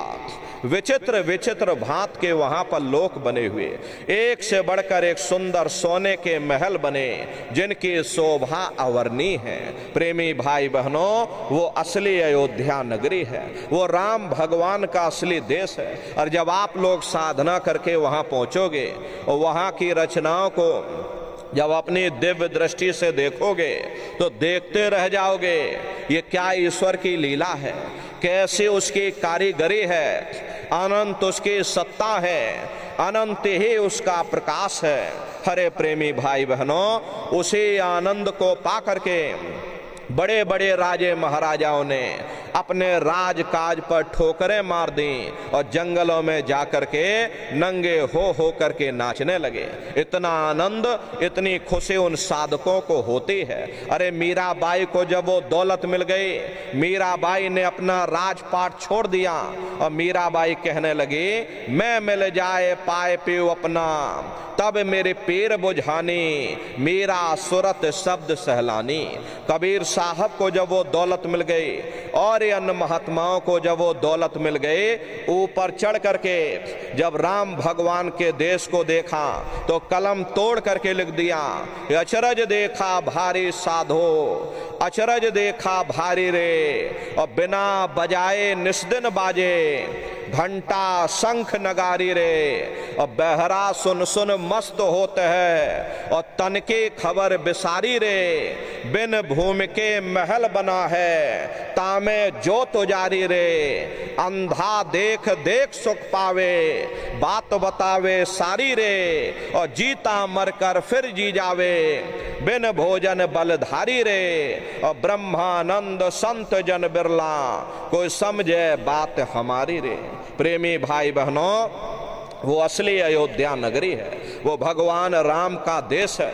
अरे राम जी का दर्शन करने के बाद फिर तुम्हारी ये जीवात्मा दूसरे मंडल के शब्द को पकड़ करके, आवाज को पकड़ करके, ये जीवात्मा दूसरे मंडल की चढ़ाई करेगी। श्याम तज श्वेत को गहना, सुरत को तान धुन सुनना, और बंक के द्वार धस बैठो, और त्रिकुटी जाए कर लेना। उसी के ऊपर दूसरा देश आता जिसे महात्माओं ने त्रिकुटी देश कहा। वहां के जो मालिक हैं वो ब्रह्म हैं, वहीं से मन और माया की उत्पत्ति हुई, वहीं से तीन गुण, रजोगुण, तमोगुण, सतोगुण, तीनों गुणों की उत्पत्ति वहीं से हुई। ये जो आपके वेद हैं, वेदों को सारी दुनिया पढ़ती है, वेदों की भी उत्पत्ति उसी स्थान से हुई है। अरे महात्मा कहते हैं कि त्रिकुटी महल में विद्या सारा, घनहर गरजे बजे नगारा, और लाल वरण सूरज उजियारा। वहां पर दो धुने, बादलों की गर्जन और मृदंग की आवाज उस लोक में गूंजती रहती है। जैसे पहले स्थान पर भगवान राम के देश में घंटे और शंख की आवाज गूंजती है, ऐसे दूसरे मंडल पर यानी कि ब्रह्म के देश में बादलों की गर्जन और मृदंग वहां पर बजता रहता। ब्रह्म का जो स्वरूप है लाल वरण सूरज उजियारा, ये सूरज कुछ नहीं है। ऐसे लाखों लाख सूर्य इकट्ठे करोगे तो वहां का एक सूर्य बनेगा। प्रेमी भाई बहनों, ब्रह्म का जो स्वरूप है वो सुबह के लाल सूर्य के समान है, इसीलिए वहां का पूरा ब्रह्मांड लाल है। महात्मा जब साधना करके वहां पहुंचे तभी महात्माओं ने लिख दिया, लाली मेरे लाल की जित देखूं तो लाल, लाली देखन में गई मैं भी हो गई लाल। वो पूरा ब्रह्मांड लाल है। तो जितने साधक वहां पहुंच जाते हैं उन सभी को योगेश्वर कहा जाता। योगेश्वर की पदवी उन्हीं को मिलती है जो ब्रह्म स्थान तक पहुंच रखते हैं। जैसे व्यास जी हुए, वशिष्ठ जी हुए, वाल्मीकि जी हुए, इन सब की पहुंच वहीं तक थी। इसीलिए कहा गया कि वाल्मीकि भय ब्रह्म समाना। जब इनकी जीवात्मा वहां पहुंची और जब इन्होंने ब्रह्म का दर्शन किया तो इनका स्वरूप भी ब्रह्म के समान यानी कि ब्रह्म स्वरूप हो गया। तो जितने साधक वहां पहुंच जाते उन सभी को योगेश्वर कहा जाता। योगेश्वर भगवान श्री कृष्ण उसी देश में वास करते हैं। ये जो ब्रह्म देश है वो श्री कृष्ण भगवान का ही देश है और श्री कृष्ण भगवान वहीं पर रहते हैं। प्रेमी भाई बहनों, श्री कृष्ण भगवान का दर्शन करने के बाद फिर तुम्हारी ये जीवात्मा तीसरे मंडल के शब्द को पकड़ करके तीसरे मंडल की चढ़ाई करेगी। आगे पहुंची सुन झंकार, ररंकार धुन सुनी पुकार, आगे श्वेत सुन्न है भाई, मान सरोवर पैठन है। उसी के ऊपर तीसरा देश आता जिसे महात्माओं ने सुन्न देश कहा, उसी को रारंग देश कहा जाता। वहां के जो मालिक हैं वो रारंग पुरुष है यानी कि पर ब्रह्म पुरुष हैं। वहां किंगरी और सारंगी दो धुनें उस लोक में गूंजती रहती हैं और पार ब्रह्म पुरुष का जो स्वरूप है वो पूर्णमासी के चंद्रमा के समान बड़ा ही मनमोहक स्वरूप है। इसी स्थान पर प्रेमी भाई बहनों एक बहुत बड़ा अमृत का सरोवर बना है जिसे महात्माओं ने मान सरोवर कहा। जब तुम्हारी ये जीवात्मा उस मान सरोवर में जाकर स्नान कर लेगी तो जन्म जन्मांतरों के तुम्हारे मैले पाप कर्म साफ हो जाएंगे। अरे यहाँ के पानी से तुम्हारे कर्मों की सफाई नहीं होने वाली, ये बाहर का पानी तुम्हारे शरीर के मैल को धो सकता, लेकिन जो पापों का मैल है, जो अंतःकरण में ये जो कर्मों की गंदगी आपने लाद रखी है, वो जब साफ होगी जब आप तीसरे मंडल पर पहुंच करके उस गंगा में डुबकी लगाओगे। उसमें स्नान करने के बाद ये जीवात्मा हंस रूप हो जाती है। हंसन मिले हंसा हो जाए, मिले जो अमी आहारा है। जीवात्मा का खुद का प्रकाश उस अमृत के सरोवर में स्नान करने के बाद में 16 सूर्य के बराबर हो जाता। तब फिर यही जीवात्मा चौथे मंडल के शब्द को पकड़ करके और चौथे मंडल की चढ़ाई करती है। 2 पर्वत के संग निहारो और भंवर गुफा ते संत पुकारो। 2 पर्वतों को पार करने के बाद वो बड़ा सुंदर देश आता जिसे महात्माओं ने भंवर गुफा कहा। वहां के जो मालिक हैं वो सोहंग पुरुष हैं, मां नहीं है। हापे अंग की मात्रा सोहंग पुरुष। वहां बंसी यानी मुरली की मधुर ध्वनियां सदा उस लोक में उच्चारण होती रहती। और सोहंग पुरुष का जो स्वरूप है वो दोपहर के सूर्य के समान महाप्रकाशवान स्वरूप है। अरे स्वरूप में अंतर है। पहले स्थान पर निरंजन भगवान का जो स्वरूप था वो ज्योतिष स्वरूप था। दूसरे स्थान पर ब्रह्म का जो स्वरूप है वो सुबह के लाल सूर्य के समान है। तीसरे स्थान पर पार ब्रह्म का जो स्वरूप है वो पूर्णमासी के चंद्रमा के समान है। चौथे स्थान पर सोहंग पुरुष का जो स्वरूप है वो दोपहर के सूर्य के समान महाप्रकाशवान स्वरूप है। वहां के धनी का दर्शन करने के बाद ताके परे धाम सतनामा और बीन बजे सतलोक ठिकाना। सोहंग देश के ऊपर वो 5वां देश आता जिसे महात्माओं ने सचखंड देश कहा। वो सचखंड देश अजर अमर अविनाशी सदा एक रस रहने वाला देश है। वहाँ न काल है, न कर्म है, न दुख है, न संताप है, न पुण्य है, न पाप है। जो जीवात्माएं वहाँ पर पहुँच जाती हमेशा के लिए जन्म मरण के बंधनों से आज़ाद हो जाती। वहाँ के जो मालिक हैं वो सतपुरुष भगवान हैं, जिनके रोम रोम में खरबों खरब सूरज चांद सितारे प्रकाशवान। वही हमारे आपके सच्चे मालिक हैं, वही हमारे आपके सच्चे पिता हैं। अरे हमको आपको वहीं से नीचे उतारा गया और फिर शब्द को पकड़ करके शब्द शब्द पौड़ी पर चढ़कर और पहुंचो सचखंड सतनाम। तो शब्द कब पकड़ में आएगा? जब आप लोग भजन करोगे। और भजन कैसे किया जाएगा जरा अच्छी तरह समझ लो। ये आंख और कान को बंद करिएगा लेकिन मन को रोकिएगा। ऐसे समय पर तुम्हारा ये मन जरूर भागेगा। अभी आप यहाँ सत्संग में ही बैठे हो, शरीर भले तुम्हारा यहाँ बैठा लेकिन मन सारी दुनिया में भाग रहा। अब किसी को कोई बात याद आ गई, मन आपस में बातचीत करने लगा। किसी को प्यास लग गई, ये मन पानी पीने पहुंच गया। कोई बाल बच्चों को घर में छोड़कर आया, मन बाल बच्चों में पहुंच गया। कोई दुकान दफ्तर छोड़ करके आया, मन दुकान दफ्तर में पहुंच गया। अरे शरीर यहाँ बैठा, मन सारी दुनिया में भाग रहा। तो ऐसे भजन से कोई लाभ नहीं होगा। जिन्होंने मार मन डाला उन्हीं को सूरमा कहना। अगर दुनिया में कोई हमारा दुश्मन है वो केवल तुम्हारा ये मन है। भाई भाई में झगड़ा कौन करवाता? केवल तुम्हारा ये मन करवाता। जाति जाति में संघर्ष कौन करवाता? केवल तुम्हारा ये मन करवाता। इसीलिए महात्मा कहते हैं बड़ा बैरी ये मन घट में, इसी का जीतना कठना।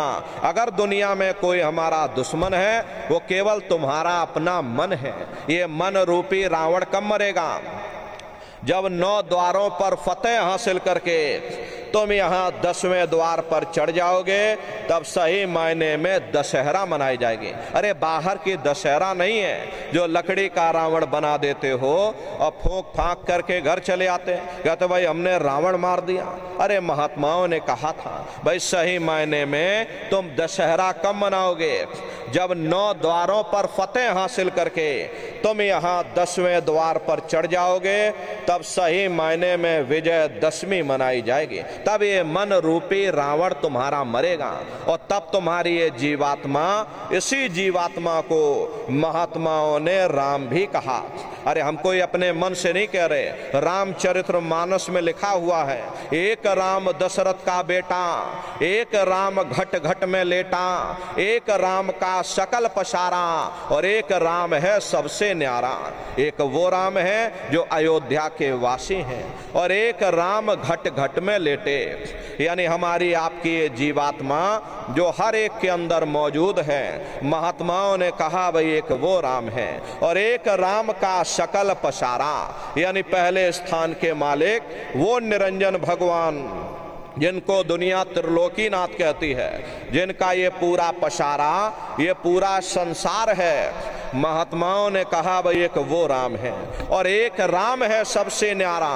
5वें स्थान के मालिक वो सतपुरुष भगवान जो हमारे आपके सच्चे पिता हैं। महात्माओं ने कहा भाई एक वो राम है। तो महात्मा तो उस राम की महिमा गाते हैं। मोटी बात आप पकड़िए कि भजन कैसे करोगे। ये आंख और कान को बंद कर लेना, ऊंचा ध्यान दे करके सुनिएगा। शुरू शुरू में सीटी जैसी आवाज आप सभी को सुनाई पड़ेगी, उसे आप पकड़ लेना, सुनते रहना, उसमें लीन हो जाना। कुछ समय बाद में दोबारा आपको अनुभव होगा कि कहीं बड़ी दूर से एक महीन आवाज, घंटे और शंख की आवाज हमारे कानों में बज रही। और जब घंटे शंख की आवाज आपको सुनाई पड़ने लग जाए तब आप सीटी की आवाज को छोड़ देना और घंटे शंख की आवाज को पकड़ लेना।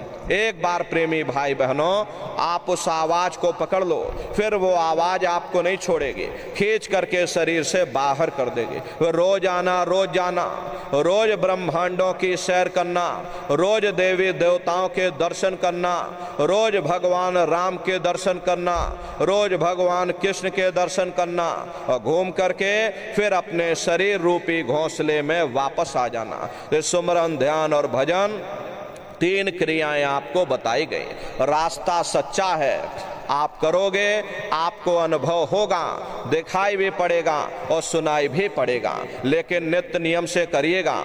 नागा नहीं होना चाहिए। अरे आप शरीर को भोजन देते हो, सुबह दोपहर शाम रात खाते रहते, लेकिन कभी आपने विचार ये नहीं किया, ये जीवात्मा जो जन्म जन्मांतरों से बेचारी भूखी प्यासी बैठी है, तो कभी अपनी जीवात्मा को आपने भोजन नहीं दिया। अरे इसका भोजन भजन है, इसका भोजन शब्द है, इसका भोजन नाम है। अपना ये नियम बनाओ कि पहले हम अपनी जीवात्मा को भोजन देंगे, फिर अपने शरीर को भोजन देंगे। अगर ये नियम तुम्हारा बन गया तो तुम्हारा लोक भी बन जाएगा और परलोक भी बन जाएगा। प्रेमी भाई बहनों, उस मालिक को पाने के लिए तुम्हें घर बार छोड़ने की जरूरत नहीं है, तुम्हें समाज छोड़ने की जरूरत नहीं है, तुम्हें जात बिरादरी बदलने की जरूरत नहीं है। अरे जात पात के रगड़े झगड़े ये हमारे अपने नहीं हैं, ये सिर्फ हमारे मन की खुराफात है। अरे आप लोग बुद्धिमान हो, अपनी अपनी बुद्धि से आप सभी लोग जरा विचार करिएगा। जब गुरु नानक साहब नहीं आए थे तब कोई सिख नहीं था, जब मोहम्मद साहब नहीं आए थे तब कोई मुसलमान नहीं था, जब ईसा मसीह साहब नहीं आए थे तब कोई ईसाई नहीं था, और पीछे लौटते चले जाओ तो केवल मनुष्य ही मनुष्य रह जाते हैं। ये रगड़े झगड़े किसने पैदा किए? ये हमने आपने पैदा किए। अरे कोई भी महात्मा यहाँ पर आकर के ना कोई कौम मनाने आता है, ना कोई मजहब चलाने आते हैं, ना कोई जात और बिरादरी को बदलने आते हैं, और ना ही आप हमारे हाथों में ये डंडे और तलवारें देने के लिए आते हैं। अरे आप तो सच्चा मार्ग, सनातन मार्ग समझाने के लिए इस धरा भूमि पर शरीर रूप में अवतरित होते हैं। जाति पाति पूछे नहीं कोई, और हरि का भजय सो हरि का होई। लोग यहाँ जात पात बनाते बनाते यहीं रह गए, लेकिन प्रेमी भाई बहनों, जब तुम्हारी ये जीवात्मा इस मनुष्य रूपी चोले को छोड़ करके ऊपर जब आप धर्मराज की कचहरी में पहुंचोगे तो वहां ना तुमसे ये पूछा जाएगा कि भाई तुम किस जाति के हो, या तुम किस कौम के हो, या तुम किस मजहब के हो। अरे भाई तुम हिंदू हो या मुसलमान हो, तुम हिंदुस्तान से आए हो या तुम पाकिस्तान से आए हो। अरे वहां तुम्हारे कर्म देखे जाएंगे, भक्ति भाव देखा जाएगा, मालिक से मिलने का प्रेम और प्यार देखा जाएगा। इसीलिए महात्मा कहते हैं भाई मालिक को पाने के लिए तुम्हें घर बार छोड़ने की जरूरत नहीं है, तुम्हें जात बिरादरी बदलने की जरूरत नहीं है, तुम्हें बाल बच्चे बदलने की जरूरत नहीं है, तुम्हें जंगलों पहाड़ों में भटकने की जरूरत नहीं है, तुम्हें साधु सन्यासी और बाबा बनने की जरूरत नहीं। अरे भाई तुम अपने अपने घर परिवार में रहो, अपने अपने बाल बच्चों के साथ रहो, अपने अपने समाज में रहो, समाज की रीत नीत के अनुसार रहो, मेहनत और ईमानदारी से काम करो, और 24 घंटे में घंटा 2 घंटा अपनी जीवात्मा के कल्याण के लिए सुरत शब्द नाम की कमाई यानी सुमरन, ध्यान और भजन करिएगा।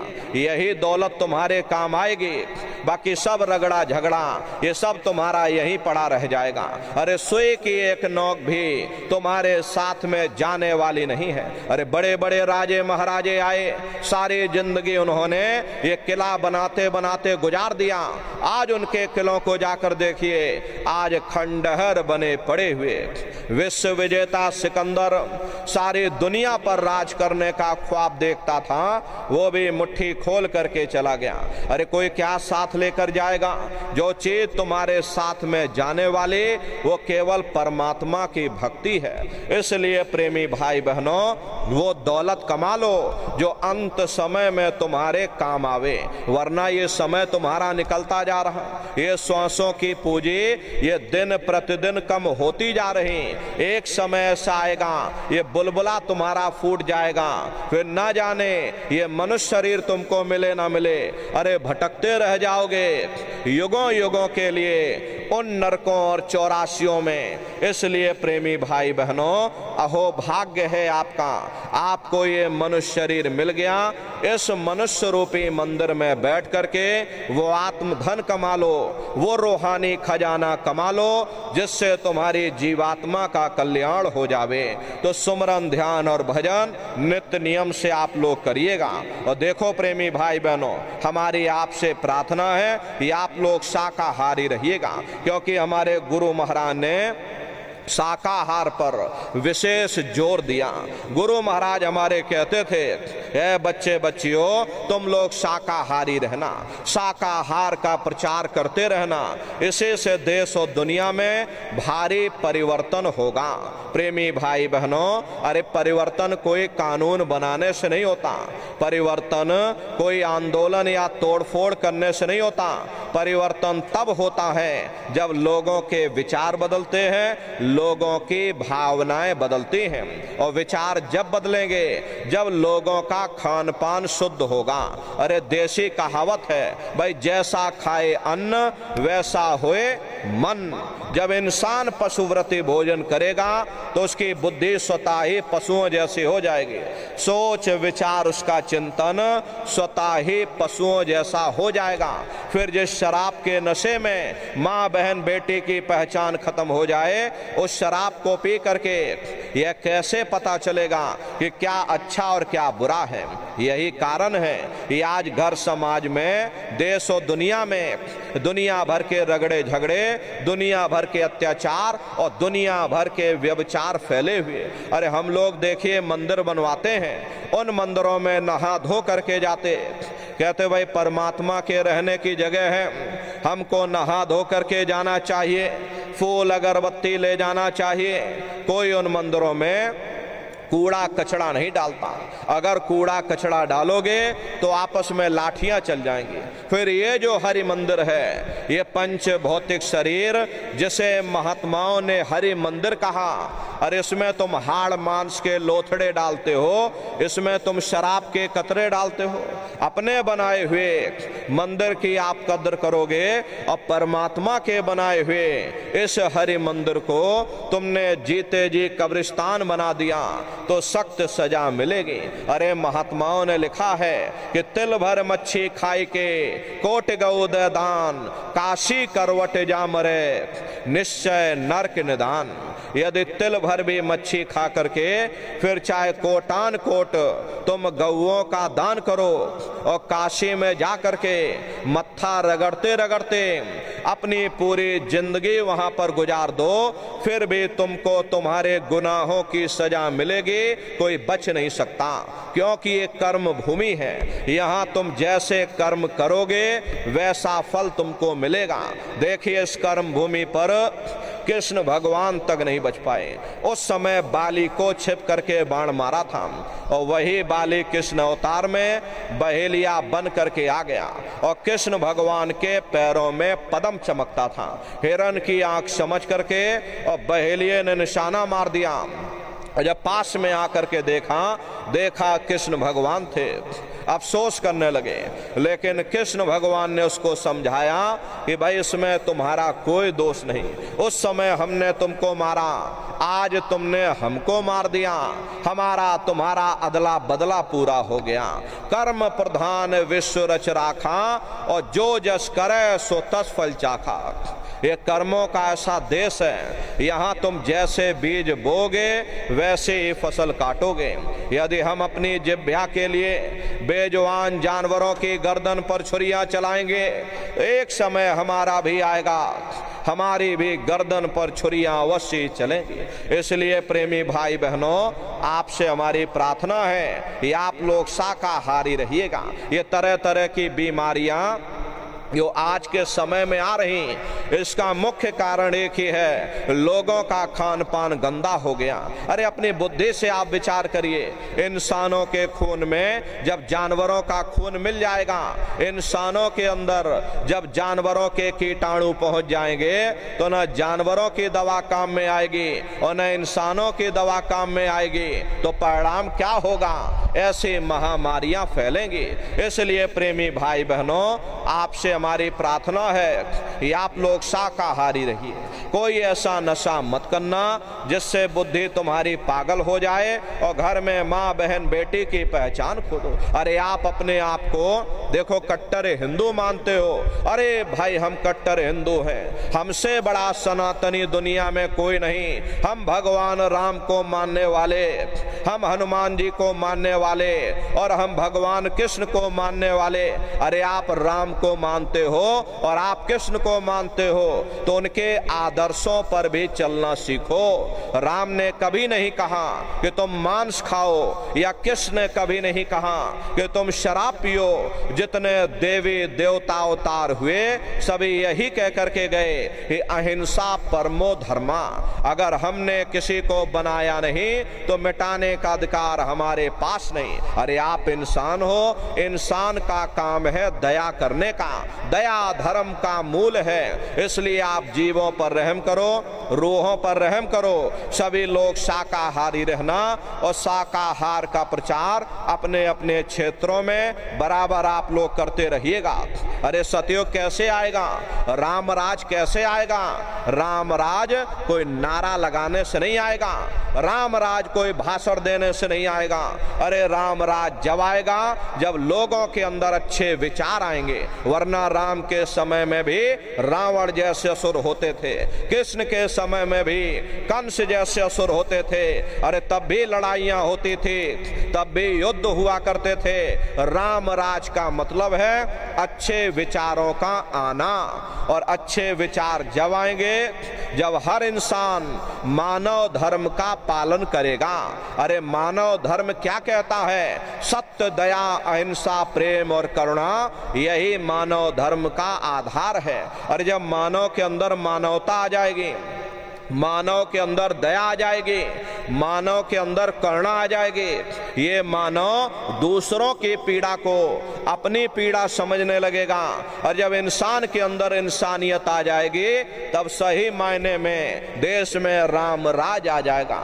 इसीलिए महात्माओं ने कहा है भाई राम राज को लाना है तो पहले मानव धर्म अपनाना है, मानव को पहले मानव धर्म अपनाना। महाराज परम संत बाबा जय गुरुदेव जी महाराज ने एक अच्छे समाज के निर्माण के लिए, चरित्र उत्थान के लिए, लोगों को शाकाहारी और सदाचारी बनाने के लिए 116 वर्ष की आयु तक अथक मेहनत और परिश्रम किया। हमारे गुरु महाराज ने अपने गुरु की याद में देखिए मथुरा आश्रम पर इतना विशाल मंदिर बनवाया। गुरु महाराज हमारे कहते थे बच्चा मंदिर का वो देवता वहां पर बैठ करके बरकत बांट रहा।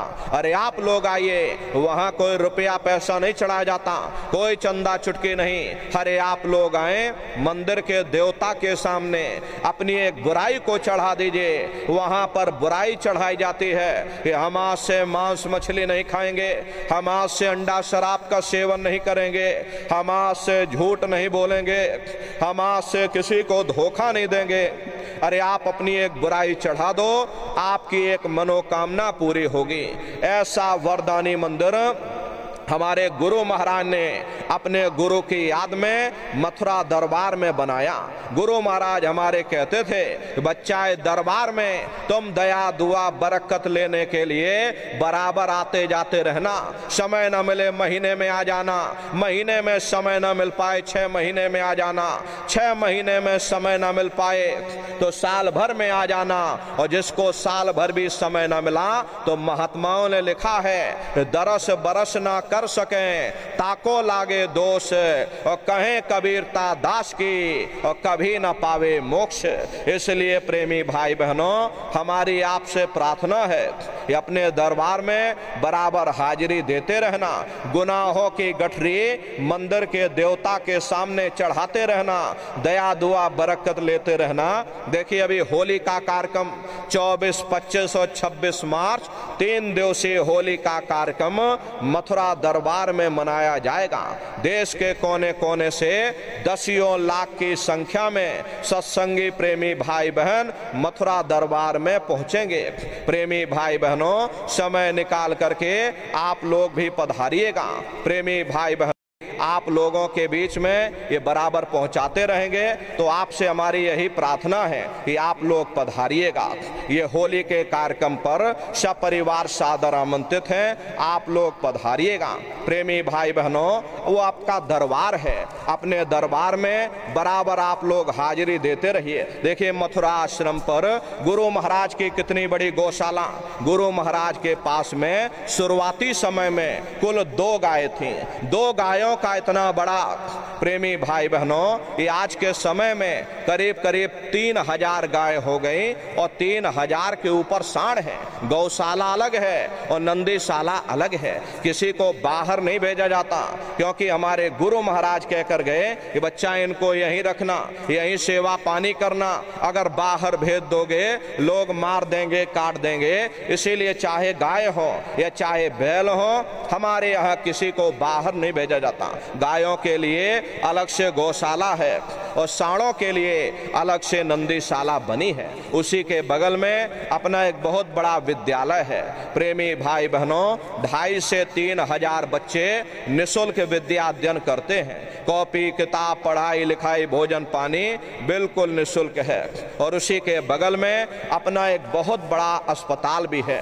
प्रेमी भाई बहनों, वो गुरु महाराज की कर्म भूमि है और गुरु महाराज की जन्म भूमि, जहां पर हमारे गुरु महाराज का जन्म हुआ, जिला इटावा, ग्राम खितौरा में है। जैसा भव्य मंदिर मथुरा दरबार में बना हुआ, उसी तरह से भव्य मंदिर गुरु महाराज की जन्म भूमि पर बन करके तैयार हो चुका। वहां भी अपना बहुत बड़ा आश्रम है, करीब करीब 3000 बीघे में अपना आश्रम बना हुआ। ये जो आप फोटो देख रहे हो, ये गुरु महाराज की जन्म भूमि का ही मंदिर है। और इधर जो फोटो लगी है, ये मथुरा दरबार का मंदिर। तो समय निकाल करके अपने दरबार में आप लोग पधारिएगा और अपने अपने बच्चों को भी साथ में लेकर के आइएगा। हम लोग ये सोचने लगते हैं, अरे बच्चों को क्या करेंगे ले जाकर, ये बच्चे छोटे हैं, इनको घर में रहने दो, इनको पढ़ाई लिखाई करने दो। अब इनकी पढ़ाई लिखाई की उम्र है, ये सत्संग सुनना और ये भजन पूजा पाठ करना, ये तो हम लोगों का काम। प्रेमी भाई बहनों, ये भजन पूजा पाठ करना, ये प्रेमी भाई बहनों ये जरूरी है। प्रेमी भाई बहनों, शिक्षा भी जरूरी है, भजन भी जरूरी है। लेकिन अगर हम ये सोच लें अरे बच्चों को क्या वहां ले जाकर करेंगे, यहीं पर हम आप धोखा दे देते हैं। प्रेमी भाई बहनों, शिक्षा के साथ साथ बच्चों के अंदर संस्कार भी जरूरी है। और संस्कार कोई MA BA की डिग्री करने से नहीं पड़ जाते। अगर MA BA की डिग्री कर लेने से बच्चों के अंदर संस्कार पड़ गए होते तो अरे आज के समय में बच्चों के अंदर संस्कारों की कमी देखी जा रही। वरना पहले के समय में अकेले माँ बाप अपने 4-4 बच्चों को पाल लेते थे, लेकिन आज के समय में वही 4-4 बच्चे, वही MA BA और डिग्री और डिप्लोमा किए हुए बच्चे अपने माँ बाप को रोटी नहीं खिला पा रहे। शादी हो जाती है, घर परिवार बांट करके रख दिया, जमीन जायदाद बांट करके रख दी, चूल्हा चौका बांट करके रख दिया, यहाँ तक कि बेचारे बूढ़े माँ बाप को भी बांट करके रख दिया कि 10 दिन तुम हमारे घर में छोड़ दो और 10 दिन बाद तुम अपने घर ले जाना रोटी खिलाना। अरे ये सब क्या है? ये संस्कारों की कमी है। ए माताओं बहनों, ये बच्चे तुम्हारी धरोहर हैं, ये बच्चे तुम्हारे जीवन की पूंजी हैं। अरे अपनी पूंजी को संभाल करके रखिएगा। इन बच्चों को आप बचपन से तैयार करिए, इनको अच्छी शिक्षा देना, इनको अच्छे संस्कार देना, इनको शाकाहारी बच्चे बड़े होकर के माँ बाप का नाम रोशन करेंगे, घर और समाज का नाम रोशन करेंगे। इसलिए प्रेमी भाई बहनों, अपने अपने बच्चों के साथ, इष्ट मिष्ट परिवार वालों के साथ आप सभी प्रेमी भाई बहन होली के अवसर पर सब परिवार सादर आमंत्रित हैं। आप लोग पधारिएगा। सुमरन, ध्यान और भजन बराबर आप लोग करते रहना।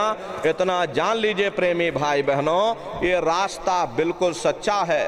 अरे आप करोगे, आपको अनुभव होगा, दिखाई भी पड़ेगा, सुनाई भी पड़ेगा। अरे तुम्हारा लोक भी बन जाएगा और तुम्हारा परलोक भी बन जाएगा। इसी के साथ इसके लिए आप सभी प्रेमी भाई बहनों को बहुत बहुत साधुवाद है। कहने सुनने में यदि कोई गलती भूल चूक हुई हो, अरे हम तो छोटे हैं, आप सभी लोग हमारी माताएं बहनें बूढ़े बुजुर्ग हमको छोटा समझ करके आप सभी प्रेमी भाई बहन हमको क्षमा करिएगा। बोलो जय गुरुदेव, जय गुरुदेव। अब आप सभी लोग खड़े हो जाइए। सभी लोग खड़े हो करके मालिक के पावन नाम का सभी प्रेमी भाई बहन प्रेम से उच्चारण करेंगे। बोलो जय